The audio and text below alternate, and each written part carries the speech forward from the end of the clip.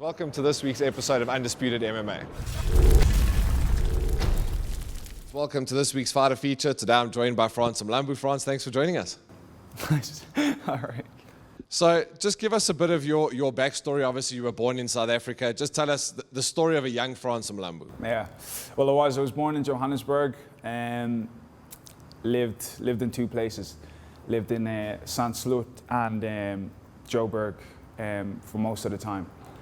And then after a while moved to Ireland, you know what I mean, lived there for 15 years. I got to South Africa 4 days ago and it was my first time coming back in 15 years, you know what I mean? Obviously you can tell the accent isn't a South African accent. Yeah, not anymore. Yeah, but coming up this close to my fight, coming home and stuff like that, it's been brilliant, you know what I mean? And when you moved to Ireland, just tell us what the move was like, the adjustment to a different country. You were 11 years old at the time. Tell us what that was like for you. See, I was young, and I've always been real adaptive, you know what I'm saying? So when I moved there, I kind of adapted to my surroundings super quick, you know what I mean? And just gelled into everything. It obviously was a total different atmosphere over there. But I was at, 11, when you're at 11, you're at that stage where you're kind of grown and that's where I grew up. And then you said both your parents also were into fighting as well. Just tell us a bit about them. My dad was a boxer, and apparently my mum done a bit of boxing as well. You know what I mean? I don't know too much about if he was he passed away now, so I don't know too much if he was a pro or anything like that. But he was definitely always a fighter. Like I have slight memories of things, and I always remember him shadow boxing every now and then. Well, one memory of, because I don't know why. Because even when I was doing boxing, there's a thing with my little fingers that just do that. You know what I mean? When I'm shadow boxing, and that's the thing he had. That, I don't know. I thought I'd add that in there.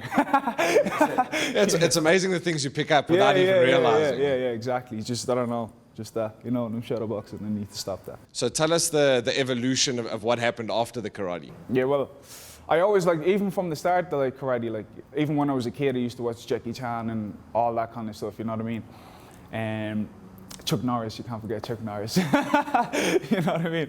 So, kept doing the karate when I got to Ireland. I couldn't progress as much as I wanted to because I had to keep moving, you know what I mean? I got to the orange belt 4 or 5 different times because different clubs and stuff. And then somehow I got into boxing. A friend of mine knew a boxing club, and I was watching all these things about these legends of boxing, and then obviously I remembered that my dad did boxing as well, so I was like, well, I might as well give this a try. It was exciting the way the show was and all, and the thing that the legends did. After 5 years, Irish politics, Irish amateur boxing politics, because amateur boxing is big in Ireland. It's a big sport. They always have a few Olympic fighters, and so they do big out there. But there is a lot of politics in it. You be training for ages, and then you get robbed at a fight because the guy is supposed to win, kind of thing. So that put me off. And then obviously at that time everybody was starting to watch MMA and stuff like that. And I was like, well, I might as well give this a try as well. And then went to SBG. And then I'm still there till this day. And what was it like going into SBG, starting training? What's it like being in that environment? Well, it was cool because when I went into SBG, all the guys were there, but I didn't know anything about the local MMA scene. Do you get what I'm saying? So from the very, very start, I think I was training there probably 3 weeks to a month before I started training with the pros, because. When we were there, everybody just knew I was a boxer, and it was an MMA club. I didn't know anything about jiu-jitsu or wrestling. I never had done any of that. But all the guys there knew I was a boxer. So I was already sparring with the pros and stuff like that. And then they just got me into the pro team, and then I was just there since. You know what I mean? Since then. But yeah, it was all cool. It was just a mad game, getting used to the groundwork, the wrestling from striking. And I'm still progressing to this day, you know what I mean, 4 or 5 years later. And then you did compete in the IMF World Champs as well. Yeah. Tell us what that experience was like, what the end result was for the guys that don't know. Yeah, well, it was 2015, wasn't it? Yeah, went to Vegas. I got invited to do the Aldo camp for Conor. Yeah. And because I was already been sparring with him for it. You know what I mean? When they're looking for somebody kind of quick and moves fast, they call me. So they called me up for that. And I was in Vegas already for 8 weeks or something, 12 weeks altogether. But I was training there, and then the IMFs were there. When I was going over, I didn't have in mind to do it, but once I was there and I was training, I was like, might as well do it, you know what I mean? And then I did that, I won that.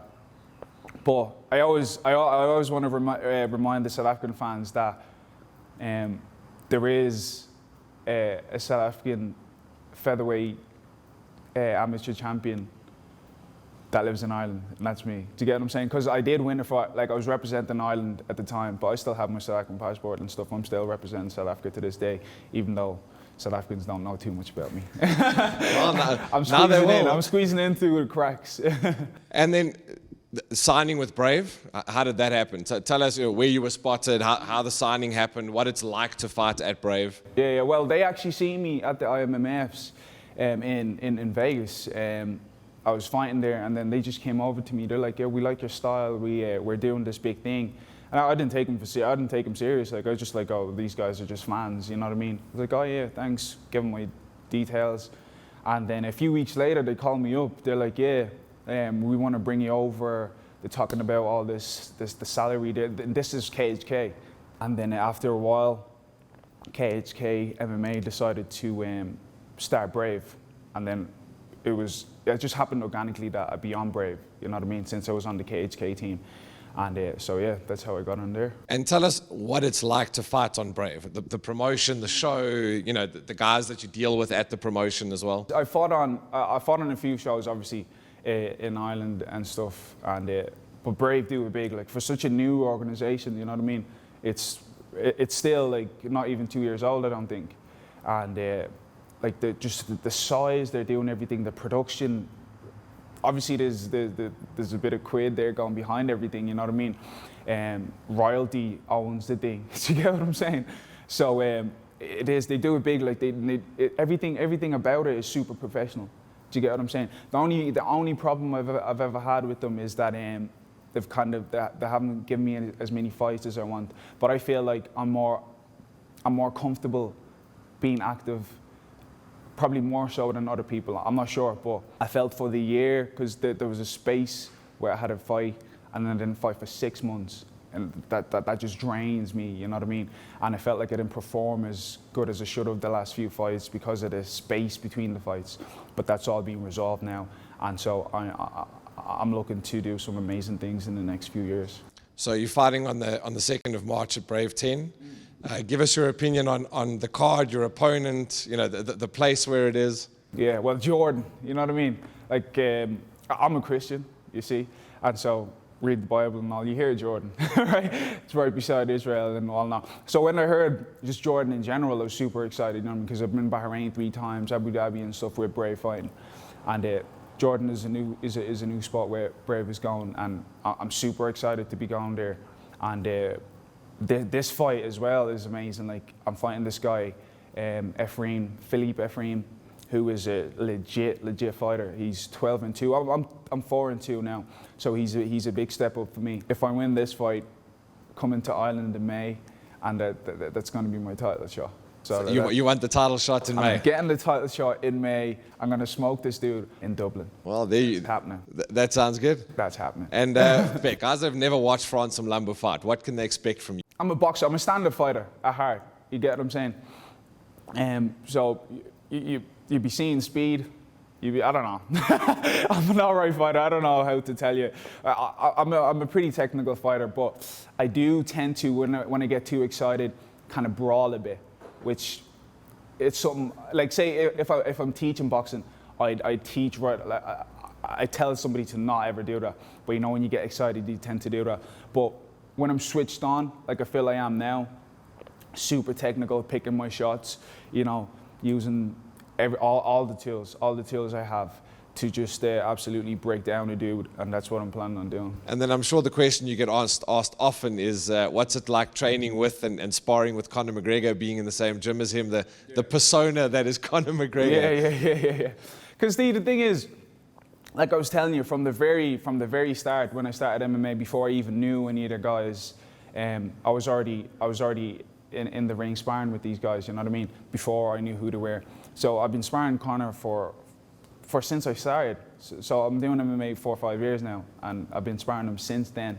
To get what I'm saying? So it's amazing seeing how big he's gotten and stuff. Like, he's a mega superstar now, and but I've been there from the very start. Do you get what I'm saying? We knew from the very start that he was super good, and we knew obviously where he is now is unbelievable. But we always knew he's going to be a superstar.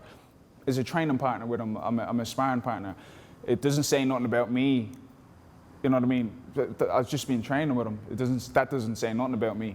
It's just I've been at the right place at the right time to spar with him. Obviously, he's taken me to do a few camps with him and stuff because I've been useful. Do you know what I'm saying? But I don't dwell too much on that. Do you get what I'm saying? And then for the first time, people are going to be able to watch Brave live in South Africa and Africa on Starsat and Vodacom in the new partnership. Yeah. What do you want to say to the SA fans? The thing is, I actually didn't know that. You know what I'm saying? So if you guys are going to be watching, I've been representing you guys for a while now, but you haven't seen it. You know what I mean? Even on my fighter shorts, I have the South African flag and stuff like that. I live in Ireland, obviously represent the two countries now because, you know, that's just how it is. So yeah, watch out for me. I've been representing you guys for a while. I'm looking to do some exciting stuff, and who knows what the future might hold. Brave might come to South Africa, but you know, we'll sort that out. Hopefully that happens, because I've been talking to a few guys at Brave, and I've said if you guys move to South Africa, that'd be a big thing. So hopefully that happens. But show me some love, folks, because I've been representing. Yeah, I remember at Brave 9, I gave you the SA flag, which you asked me to bring with to the fight, which is a standout moment for me. You know, seeing someone in there representing their country, you had the flag on. You know, it shows that there's definitely commitment out there, and I'm looking forward to seeing it. You know, Undisputed will be in Jordan as well. We'll be taking some behind-the-scenes footage, exclusive stuff, chatting to Frans in the build-up to the fight as well. Also talking to him afterwards. So. I look forward to seeing you there, and we'll definitely be backing you through it all. Excellent. Nice one. See you there, bro. There you have it, guys. Stay tuned, and we'll bring you more action in the next show of Undisputed.